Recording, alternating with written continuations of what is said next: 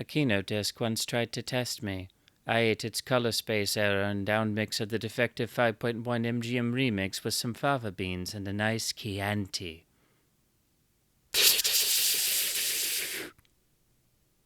Oh, you know I had to. I just had to.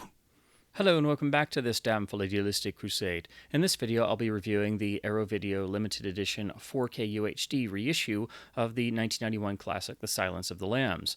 This is another Arrow Video release that takes a pre-existing MGM 4K master and, like The Great Escape and other releases, basically does a comprehensive overhaul and makes that pre-existing master everything it could be while compiling the most comprehensive set of new and legacy extras possible and the best overall package a film has received so far on home video. This film is no stranger to having deluxe releases and special editions and loads of extras across video releases over the years due to its extreme popularity and most famously being only the third film to sweep the top 5 Academy Awards for that year. But it's a film that remains as timeless as it was in 1991. It really opens up every time you revisit it, and it's a sort of atmosphere and world you fall back into. It's remarkable just how well it stands up as a film experience, because viewing it now, it really hasn't lost any of its power. It's of course a great screenplay by Ted Talley adapting the 1988 Thomas Harris novel, but the choice to get Jonathan Demme to direct this film was really the key, and such an out-of-left-field choice, someone who had not had a history of making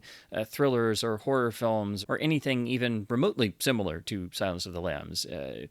The fact that all of this comes together and actually works, from the direction to the adaptation to the editing to the photography to the sound design and of course the iconic lead performances, it all creates a balanced atmosphere of grounded dread in a way, because the whole film is an organic whole. It's an experience that from the opening credits starts this sort of sense of dread that only grows. And the horror of the story is that serial killers of course do exist, and this is inspired by real life cases. So everything you see in the film, including even some of the admittedly slightly more over the top elements, is rooted in a sense of reality and a particular place and time that helps to accentuate these further, because this was made in 1991, and of course that's in the pre-cell phone and digital age, where it was necessary to do a lot more legwork, and of course that means we get more time to spend with our characters and thus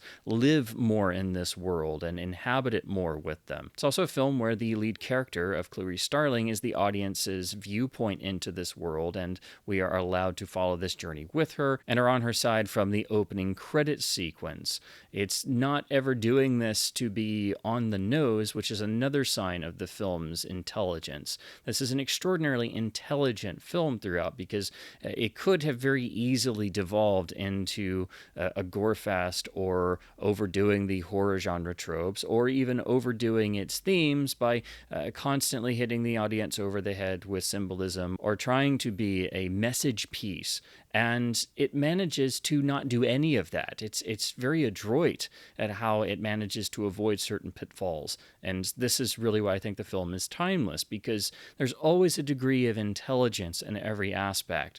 And when you're actually looking at the production aspects and you're studying the film itself in terms of its techniques, this level of intelligent creativity goes into the technical side of the production, because you also have to study the film's editing. You have to study the film's photography and its original sound design in the original Dolby Stereo SR mix. All the elements of the film are working hand in hand to be as intricate as humanly possible. This is where I think the film most approaches the Hitchcockian label it's given.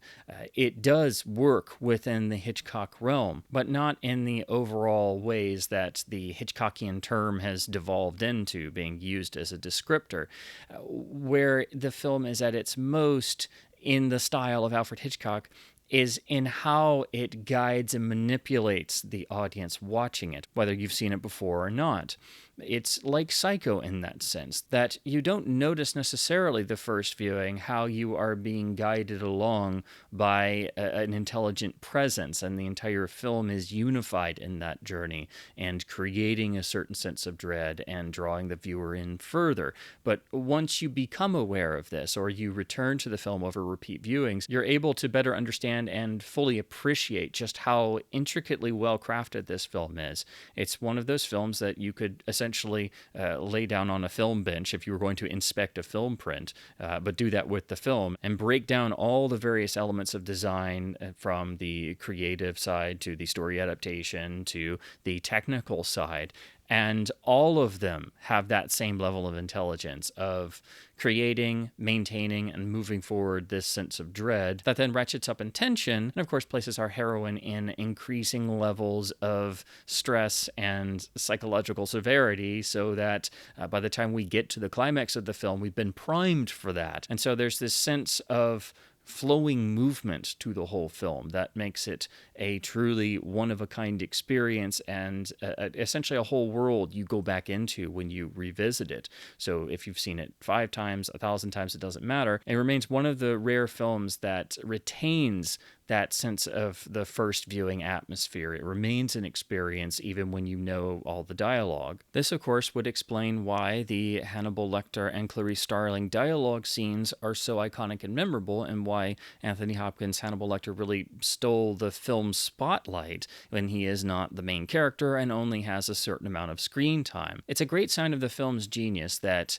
the character is so limited and yet so completely effective and lives in the audience's mind even when he's not on screen, and we have to wait for the next sort of jolt of electricity when he appears again. So his presence is felt throughout the film, just as the presence of Ted Levine's Buffalo Bill is felt. And even in degrees, you also feel the presence of Scott Glenn's Jack Crawford throughout the film. And then in certain aspects, these 3 completely different male characters are sort of vying for the attention and being the one to influence Jodie Foster's Clarice Starling. And so because we follow Clarice and we are on her side from the get-go, we then feel that mounting tension and understand that this story can go in a variety of different ways. What's also refreshing is this is, of course, still 1991, before serial killer stories were commonplace everywhere and had been done to death. And the idea of a profiler as a lead character was at least still somewhat novel at the time. And again, I think what really helps this is that it was made in 1991, when you could still very easily do the era of the story in terms of production design, setting, and real locations, because you were still in the era of the story. It's not something today having to try and affect a period setting. And because it's in the pre-digital age, it gives a certain time capsule flavor, but allows the story to progress more naturally and stay focused on single individual characters, because we're locked in to Clarice's character arc throughout the whole story. In some ways, I think some of the focusing on the bigger, flashier moments with the other characters has stolen some of the spotlight from how fantastic of a character that Clarice is and how incredible Foster's performance is. Like everything else in the film, it's incredibly subtle, extraordinarily dialed in to each and every moment. Never once does it become obvious or over the top or over expressive, and is an incredibly grounded performance that remains locked in each and every moment, with all of them being completely motivated and all serving to accentuate the audience's connection with this character that we follow through the story and start to worry for her well-being from, again, essentially the opening reel. It's a film that you can enjoy on the surface for the story, the themes being discussed and played with. It's also a film that doesn't pretend to have answers. It understands and acknowledges that things like this can happen in real life, and that the real horrors are unfortunately inherent in man himself. It, of course, did garner a lot of controversy on the original release due to some of the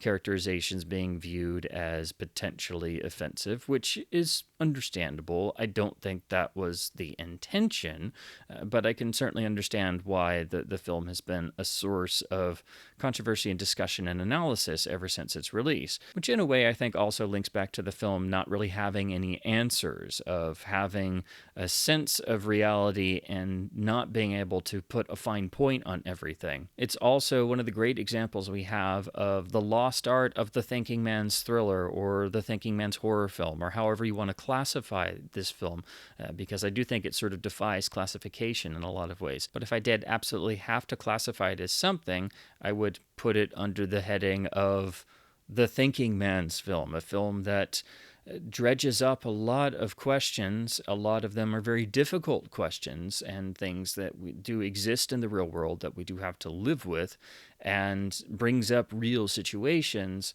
but then doesn't pretend to have an easy answer or a real definite answer for any of them. And in the process managed to create numerous cultural touchstone moments and elements that remain part of pop culture to this very day, in addition to defining one of the great modern anti-hero characters in the Hannibal Lecter we see in this film. So the film obviously remains a classic and just as effective today as it was on the original release, but again, I would stress that the real magic is that every aspect of this film, from what you see on screen to what you don't necessarily see but actually feel in terms of the production, this sort of organic synergy of all the film's elements and the production having a sort of scrappy can-do attitude, as if they were wanting to prove themselves of being able to make a film of quality despite not having the biggest budget in the world and having really strong, difficult subject matter,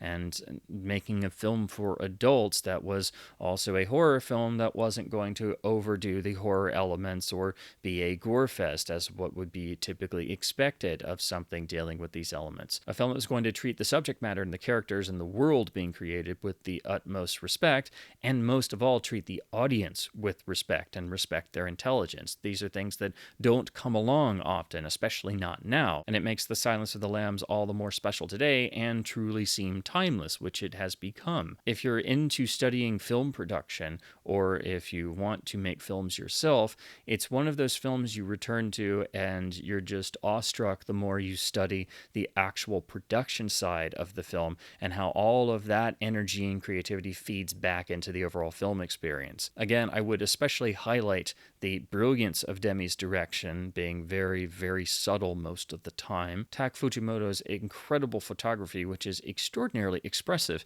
and particularly in how it uses color and more somber color, and also its usage of shadows, but also the natural outdoors in terms of the location work and how all of this meshes together perfectly and continues this sense of dread, but really drawing it out of a lot of more mundane locations. But then also the editing rhythms of how the film paces itself beautifully to where it's never felt. And then also how intricate the sound design is for this film. Again, this was mixed in Dolby Stereo SR, so it was a matrix stereo mix, which was limited due to the nature of the format. This was before the digital sound wars and before the 5.1 discrete format became the standard. And this is one of the best Dolby Stereo SR mixes of the era. It is incredibly intricate for the time period and devoted to continuing this prevailing sense of dread and making an incredibly realistic mix that is also dealing with the psychology that is evolving of our lead character and the journey that Clarice is on. It's a film where the sound is perfectly in tune with all the other elements, and the sound itself becomes a living, breathing thing, just like the visuals and the editing. And so that's why it's so important to preserve this original mix, because the remix that was done by MGM, the 5.1 remix, unfortunately did lose a lot of these elements because it was seemingly not overseen by the original sound designer. And so that's been a real bone of contention I've had with a lot of the various home video releases that unfortunately dumped the all-important, extraordinarily intricate original sound design. Before I talk about the new Arrow release, I'd like to do a brief overview of the film's sort of journey to this point in terms of the various masters and how it's gone through different studios and labels over the years. Of course, this was an Orion film originally, but eventually it fell into the MGM library, and MGM has done most of the video releases and, of course, video masters that they've licensed out to other companies. But the initial releases were done by Orion, which on the initial Laserdisc is very important for its sound, which on the original Orion Laserdisc release resulted in a pretty much direct transfer of the original audio mix as digital PCM. And this track remains the best preservation version of the original mix exactly as it was, and arguably still has the best fidelity of any of the presentations of the original mix. The video transfer on the original Orion releases does leave something to be desired because it's an early 90s video master and pretty much as is, but this still remains an interesting sort of as-is early video time capsule version of the film with arguably the best presentation of the original sound mix. Criterion was able to license the film for their beautiful deluxe Laserdisc Special Edition. This was a new exclusive widescreen transfer of the film, which was much better than the old Orion Master. It also included a brand new transfer of the original Dolby Stereo mix, which is extremely good, just maybe not quite as dynamic or finely detailed as the original Orion rendering. So this still remains a great sounding disc, plus it has beautiful packaging, and it was the first major extras package for the film, and had Criterion do one of their famous Laserdisc commentaries. This was a great compilation track with Demi and most of the cast and crew talking in basically interviews that were spliced together. It's still a great track to this day, and it's one of the great Criterion Laserdisc tracks. Criterion would get to reissue the film as a DVD early on. It's basically a port of the Laserdisc, so if you have the Laserdisc, you've basically got what's on their DVD, except the DVD can suffer from some slight compression issues, and of course, the lossless PCM audio of the Laserdisc is bumped down to lossy Dolby Digital. MGM would take back over the film and do new transfers. First, their DVD was a solid early effort, and they also included some nice supplements, but none of the wealth of additional materials that Criterion had in their version, nor Criterion's commentary. Eventually, MGM would upgrade the film to a deluxe 2-disc DVD set, which I have here. This kept most of the old extras and added a bunch of new ones, plus did some slight spiffing up of the transfer, but unfortunately it was on DVD that MGM did their 5.1 remix of the film. While they seemingly went back to original stem elements, they also did this new remix from scratch, and it is nowhere near as good or effective as the original Dolby Stereo SR mix. It's missing certain elements, the balance is different, and it's really a revisionist mix that doesn't have the same incredible atmosphere consistent through it that the original mix does. So even though it's discrete, it's actually an inferior mix to the original Matrix mix, and unfortunately the original audio of the film was dropped from most MGM releases. Eventually MGM would upgrade this version to HD on their Blu-ray release, which was solid enough, but I think all of us felt that no release of the film had ever quite nailed the visual splendor in terms of refining that on home video, plus it once again did not have the original audio mix of the film. Eventually, a good deal of this was rectified when Criterion got to revisit the film on Blu-ray, which was an improved transfer.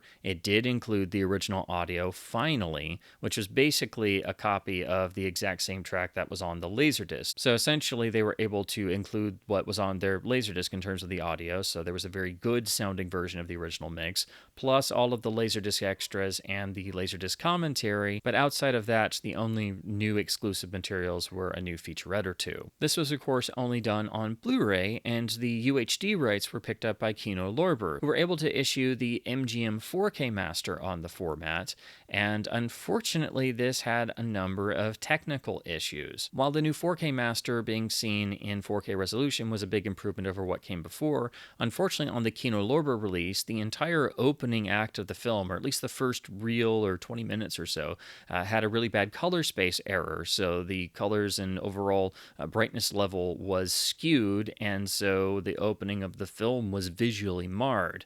This was a definite error, that something went wrong in making the UHD, but unfortunately this was deemed unimportant and the disc was never recalled and properly fixed. So for a good number of years, that's what people had to live with if they wanted to see the film in 4K resolution, and frankly it was better to just stick with the Criterion Blu-ray.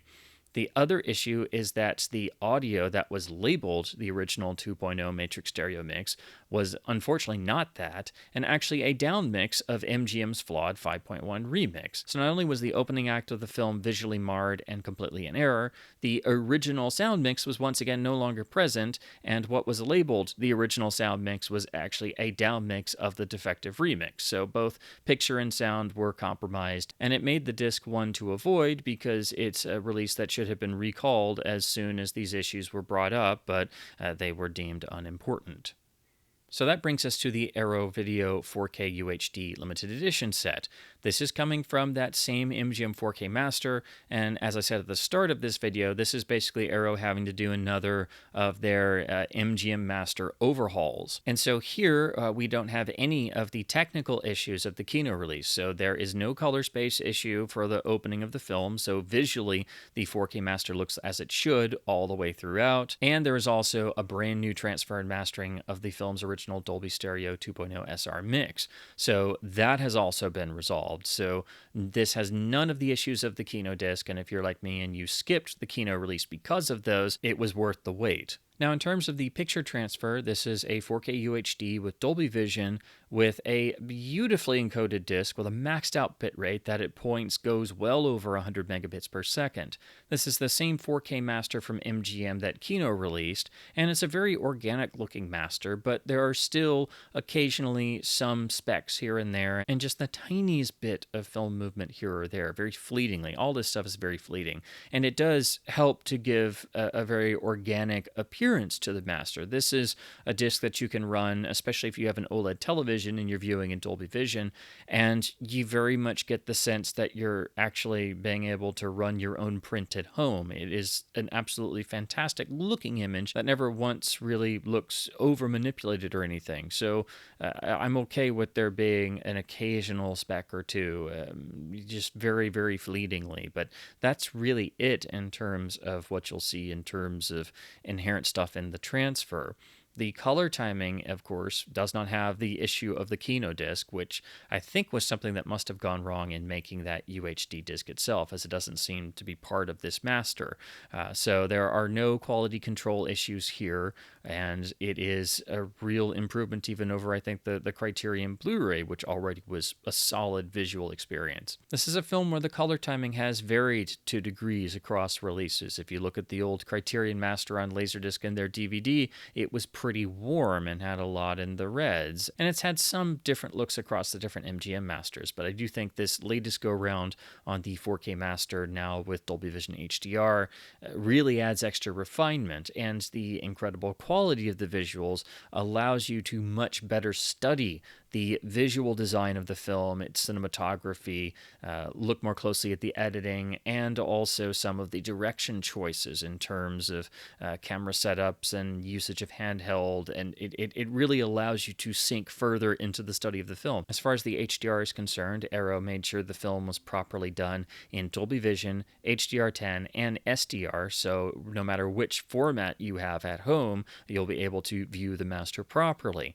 I do think the HDR is an overall nice enhancement. It looks good throughout, and there were maybe only a few very fleeting moments in some of the brightest exterior moments, or where there were a lot of brighter elements, such as some of the office scenes, where maybe there was just a tad, just a tiny amount of a feeling of certain elements maybe being a little bit brighter than they would be normally. But overall, I think it's a very healthy Dolby Vision HDR presentation that really helps to make this master shine on the format and just completely wipe the floor with the Kino disc, which also had a lesser encode. This UHD was encoded by the wonderful folks at Fidelity and Motion, so it really is as good as it can be. And again, the bitrate is typically in the high 80s, low 90s, but at times can go well over the 100 megabits per second mark, which is really what I'd love to see on all UHDs. This is mastered and encoded at a level that I put at sort of my top tier of what I kind of wish all discs would aspire to. So now we turn to the audio. There is, of course, MGM's 5.1 remix from the DVD era, which is presented here in DTS HDMA lossless audio. But as I've alluded to, I would not ever watch the film with this mix.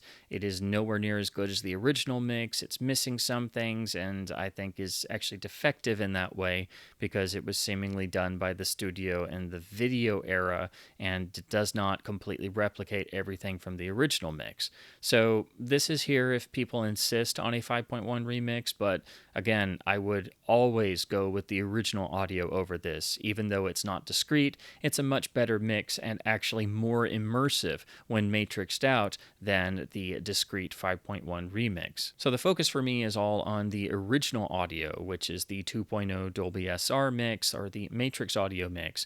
This is here from a new transfer with mastering by Bad Princess Productions. It is very nicely detailed, and it is a very good transfer, especially when properly matrixed out in your home theater to get the full experience.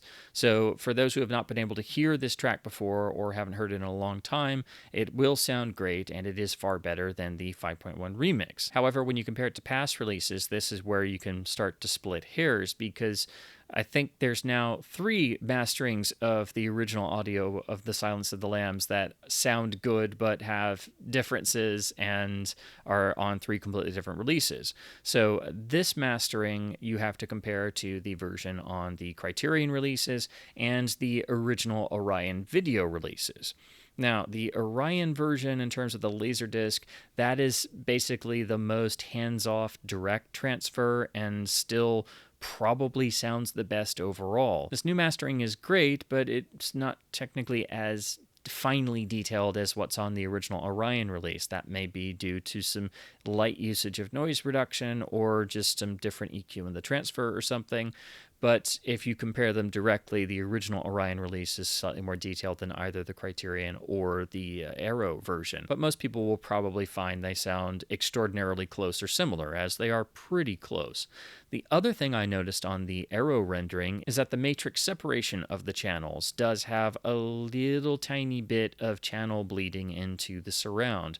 This was something inherent to the matrix system because it was not a discrete channel system, meaning that you're having to draw out the center channel and the mono surround that are basically packed into the stereo channels. And so your receiver or whatever process you're using is having to use a matrix equation to draw those channels back out. So it's never going to be 100% separated as it would be in a discrete channel mix where each channel is a separate track. And so when things aren't exactly 100% lined up, or there's an issue with an element or something, or the mix wasn't very well done in the first place, you get channel bleeding where certain elements, especially dialogue in the center channel that's supposed to stay locked there, will start to bleed into the other channels or the surround. And at its worst, especially in a bad matrix mix of the era, you might have dialogue coming out behind your head echoing because there's no channel lock in the center. But when there are modern transfers and restorations done on matrix tracks, sometimes what you can run into is where in the element or in the transfer or somehow there's a little bit of channel bleeding that comes across. And if you're actually decoding out the tracks as you should, you'll be able to notice that in some of these there's just a little bit of sound leakage or bleeding over into other channels. Well, here on the Arrow rendering, there's just a tiny bit of that here and there. You can even hear it with some of the birds chirping in the opening title sequence. It's very minor, but I did notice it, and then I went back and compared to the other versions a lot because I wanted to make sure I nailed this down, because I think this new mastering of the audio is a really important factor of this release. So if you compare this to the past releases, they don't really have that issue. Like the Criterion release has none of the very light channel bleeding that's in this release. So there has been some discussion online with people comparing the audio renderings and masterings of the original audio, with some preferring one over the other. Essentially, you have 3 different options that all sound great. There's a detailed write-up and comparison over on the wonderful blog Bad Audio on Blu-ray, or the blu-ray blog, who's a great friend of this channel. So I'll have a link to that in the description if you want to look into this more and hear some samples for yourself.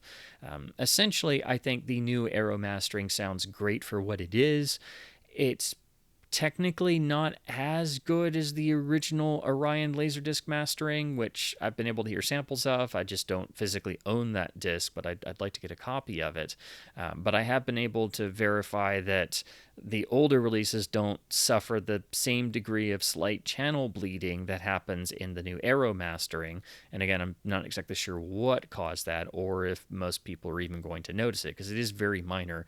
And probably the only reason I noticed it is because I listened to a lot of Matrix audio tracks, and I think they're fascinating to study, and I've also heard some really bad ones, so I know quite a bit about channel bleeding in Matrix tracks. But those would be my only real notes about the new transfer and mastering of the original audio track. For what it is, I think it sounds great, and I think as long as you have one of the three major releases of the original audio, whether it's the Arrow, the Criterion, or the original Orion Laserdisc. They're all about as good as you can do. If you have the new Arrow release, I don't think you necessarily need to go track down the other two unless you love the film as much as I do and you love studying its audio design. This new mastering will suffice for probably 99% of people viewing this, and at least we have a great new rendering of the original audio that's better in some ways than the older versions, but also not quite as good in certain other areas. So that's again why I think this is kind of where you're getting into splitting hairs, and you just kind of have to compare the three and see which you prefer the most, but all three are still excellent options. Now we turn to packaging and artwork. Arrow has released the limited edition with the gorgeous, striking original one-sheet artwork. There was also a limited site exclusive with the alternate poster artwork instead of the original one-sheet. But this is in their new, more modern style of having the hard case box with a very tightly fitted slip case, which nicely has the original title font on the spine. The rear has all of the blurbs on the back and the list of supplemental features, and then this slips off, but you want to be careful because these are very tightly fitted. Then we have the one-sheet art on the hard case, nicely printed with the title art on the spine, and then the wonderful reverse image with part of the alternate poster. Now, the only thing I will mention about this that you will run into, because apparently this happened on most copies of this, Arrow sometimes has releases that seem to kind of get dinged up in the factory when they're being made and distributed. Unfortunately, this copy did have some wear. As you can see, it did get some slight damage on the spine, which actually made it through onto the hard case itself, which you can see there. It's very minor, but I did see a lot of people have some little dings and creases and things happen on this particular release. It's nothing major. It's not a deal breaker. I wish it hadn't happened, but every once in a while this does happen with some Arrow releases, so that's why I thought I would mention it. But it's not really anybody's fault. It's just stuff that happens, and for whatever reason, it seems like there's a handful of Arrow releases that specifically get dinged up for whatever reason. I don't know if they're using the exact same process at the exact same location or something, but I just thought I would mention that because mine unfortunately does have a ding in it. Inside we have the UHD case with the original one-sheet art, and of course the listing on the back for the supplements. There's just a single UHD disc, which actually manages to have the feature transfer and all of the exhaustive new and legacy supplements all on the same disc. So this is one of the most stuffed UHDs you can possibly find that also has a maxed out bitrate for the feature, and another shining example of why Fidelity in Motion is the best in the business in terms of disc encoding, and why they're so sought after when they can do incredible work like this and get a massive amount of material all on a single UHD disc that's still exceptionally well mastered for the feature. We also nicely get the alternative one-sheet poster artwork on the reversible art. We get a number of nicely printed art cards, which look like the original publicity materials, nicely printed, and then they also include the original one-sheet art on the reverse.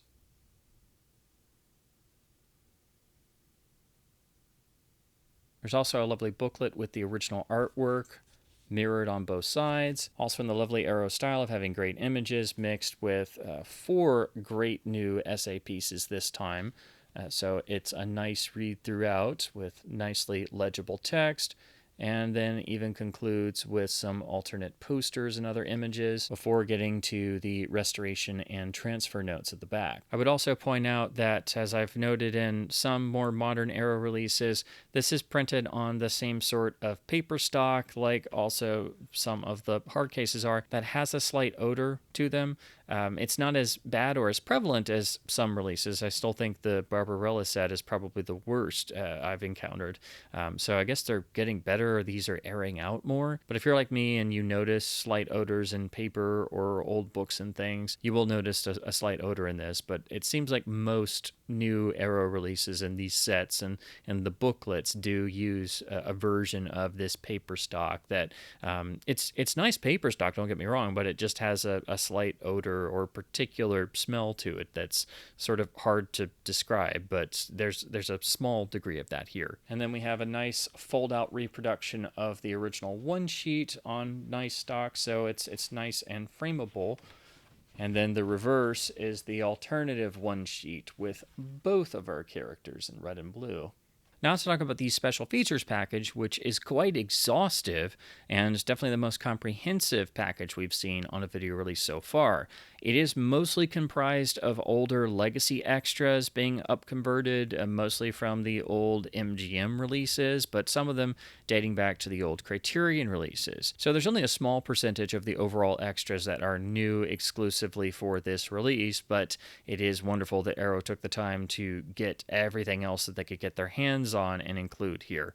The one major thing that it doesn't include is, of course, the Criterion Laserdisc commentary.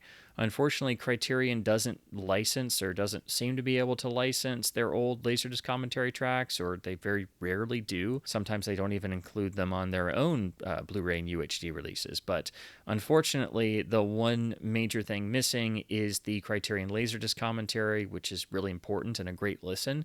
So if you have the older Criterion releases, you need to hang on to those just for the Laserdisc commentary. However, there are two excellent commentaries here on this disc. The first is the new track by Elizabeth Purcell and Caden Mark Gardner, which is exclusive to the Arrow release. This track is really nice as the commentators are discussing the film through an LGBTQ viewpoint and trying to have a nice discussion while examining the elements the film has always been criticized for and trying to make that more understandable to the general viewing audience. It's not a track that's so much focused on the film's production, more of some of the story themes and some of the elements being depicted, but it is really important because this is an aspect that hasn't been covered in this detail in other supplements. And it makes for a nice listening experience with the other commentary track, which is very production oriented, which is the track by Tim Lucas, which was done for the Kino release.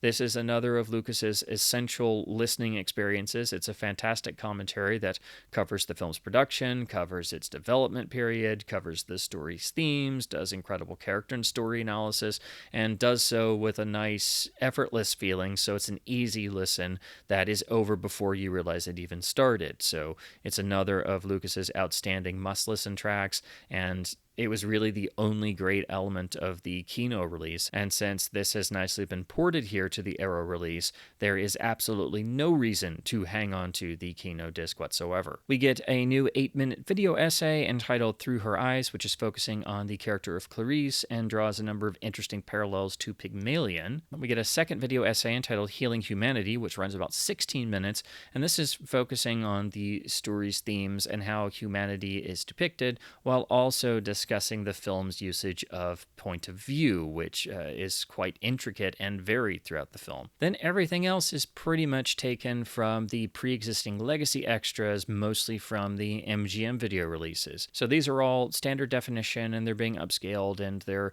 of varying quality to begin with, but all are presented here about as good as they can be. The first is entitled Breaking the Silence, which is an old DVD picture-in-picture viewing experience where it literally starts playing the film and then you have various bits of exclusive interview pieces and such pop up as the feature plays out. There's an episode of the Bravo TV series Page to Screen, which is all about Silence of the Lambs. It runs about 41 minutes, and while it's definitely a dated format in terms of the show itself, there are a lot of great interview pieces, and it's well edited, so it makes for a nice watch and gives you some additional insights that aren't fully contained in other pieces. Scoring the Silence is a DVD featurette from MGM that runs about 16 minutes, and is with Howard Shore talking about his score and the particular challenges of writing a score for this film. Understanding the Madness is a 2008 piece with real FBI investigators and profilers talking about real-life cases to give that real-life parallel and further information, and also giving you an idea of what the production encountered when they started doing actual research with the real FBI personnel. We have the original 1991 making of promo featurette, which only runs about 8 minutes and is the typical sort of EPK, but there's a lot of behind the scenes and between take on set glimpses of the actors and people sort of being a little bit loose between takes, so it's fascinating to look at for that, and a great time capsule. We have the same gallery of deleted scenes that was on past releases. This is still, unfortunately, standard def only, and they are upscale, but they look pretty nice, and you can also see what place they would have come in the film and sort of imagine what they would have done to the flow, and then, examine why they were cut in the first place. There's also a section of alternate deleted scenes and alternate takes, which unfortunately is in much lower quality as it's taken from an old VHS work print with time code. So obviously the picture and audio quality leaves a lot to be desired, but at least these are included and preserved in some form to give you more insight into the working process of this production. Then there's a nice little piece of outtakes, which is a little under 2 minutes. Obviously low quality standard definition, but it has some priceless gems. My personal favorite is probably the bit where Anthony Hopkins, in full Hannibal Lecter costume covered in blood between takes, starts doing a deliriously goofy Stallone impression, and if you've not seen it, it's as good as it sounds. We also have the wonderfully cheeky voicemail message that Hopkins recorded in character for someone in the production. So that has been preserved here and is a treat to always revisit when it's included on video releases. The film's original trailer is included, and it's an HD scan. This seems like a pretty much as-is scan, and it shows some different and interesting color timing as well. It's not the greatest condition in terms of the quality of the trailer, and there is some noise in the image, but at least it's in HD and it is very filmic looking and very hands-off as is, and I love it when trailers are given actual HD scans, as that doesn't happen often, and even Arrow releases are often stuck having to use old standard def trailers that are upscaled and don't look so great. We get the original teaser trailer, which is unfortunately standard definition and a little red looking in its color, but otherwise is pretty solid, and at least it's included here. Then there's a gallery of 11 vintage TV spots with a variety of nice edits and amusing voiceovers with different voiceover artists. So it's nice to have the original marketing campaign preserved in that way in terms of that particular aspect. And you can view all 11 and imagine seeing those and getting the feeling of how the hype was generated back in 1991. Then we close out with the image gallery, which has a number of nice high-resolution stills and set stills, along with some of the posters and production materials. So ultimately, I think the Arrow video release of The Silence of the Lambs is the most comprehensive release of the film to date, and certainly the modern release to own in your collection over the Kino and Criterion releases. I think the only two things that keep it from being the completely definitive release is that, unfortunately, they weren't able to license the Criterion Laserdisc commentary, so you have to have one of the 3 Criterion releases to have a version of that, and the other would be that the new mastering and transfer of the original audio mix isn't the perfect or best rendering of the original audio, but trying to determine which of the 3 major releases of the original audio track is best or which you prefer is very much a case of your mileage may vary. Different people seem to like different versions of the original audio track, so you essentially have 3 versions to choose from. I personally think the other 2 versions are better in aspects, but the new mastering on the Arrow is still excellent and just as good, and actually better in some areas. So those would be the only 2 reasons why you'd need some of the past releases, as otherwise the Arrow is the most comprehensive version and does give us an incredible amount of all the legacy extras, plus some wonderful new extras in a lovely package. Most of all, the Arrow release corrects the mistakes and errors in the defective Kino Lorber UHD that was never recalled and fixed. So the Arrow release finally means that there is a proper 4K UHD out there that is beautifully encoded and well put together. That means you can view this modern classic on the 4K UHD format with lovely Dolby Vision HDR and the original audio mix, and you're not having to deal with the headaches of the Kino disc that should have been recalled years ago. So this is another Arrow rescuing of an MGM master and addressing certain issues that exist, while also gathering together as many supplements as possible and combining those with new supplements to make the best overall comprehensive package and the best possible release with the source master itself. So this really is the best and most comprehensive release of the film to date, and really the one that you need to have in your collection. Unfortunately, the limited edition is sold out, but the standard edition is available, and it's the exact same amazing disc as this release. And again, another sign of what a great encoded disc can be, as all of the materials are on the same UHD disc. So as always, I hope my babblings about classic films and physical media releases has been at least somewhat fun and informative. The Arrow release really is a wonderful way to revisit the film or experience it for the first time if you somehow haven't seen it yet. It is a modern classic and a film whose impact, I think, grows with age and repeat viewings immeasurably. And finally, having a beautiful 4K UHD that takes the MGM 4K master and presents it as well as possible with a new transfer of the original audio, plus some new supplements and the best package overall we've ever seen for the film, really makes the Arrow UHD the version to have in your collection. And as I said, you only need to supplement it to get the Criterion Laserdisc commentary and the other masterings of the original audio. I think the Arrow release is the version that truly respects this classic film and finally gives it its proper due on the 4K UHD format. So please do keep supporting both studios and boutique labels by buying films on disc in order to help keep both physical media and film culture alive. And as always, thank you ever so much for watching. I have no plans to criticize you, Arrow UHD. The world's more interesting with you in it. I do wish we could chat longer, but I'm reviewing a Kino disc for dinner.